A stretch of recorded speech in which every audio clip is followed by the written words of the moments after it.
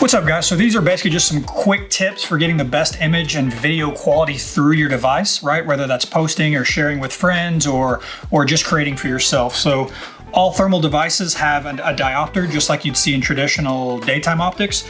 That's back here by the eyepiece, whether you're in the 30mm tube style or the compact style. Adjust that diopter for your eye curvature, so it's specific to you. So if you're passing that off to a hunting buddy, they may need to adjust that a little bit because they're not going to have the exact same eye curvature as you.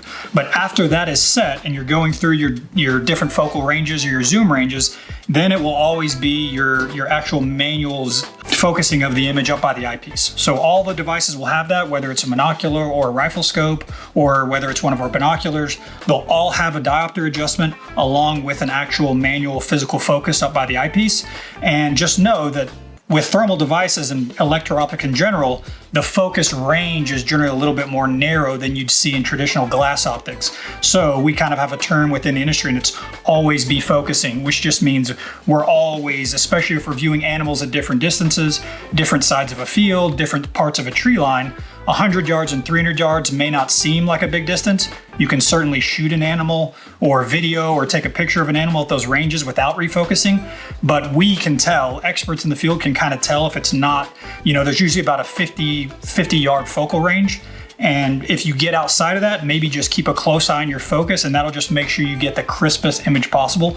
A good chunk of the images and content we see users created, it's always good, but it's very rarely optimally focused. So once your diopter's set, you won't touch it again. And then everything else after that will be the actual manual focus up by the eyepiece. And that'll just make sure you've got the best crisp image that you've got. There's also 10 different brightness and contrast settings in all of our devices. So those could change if your conditions change.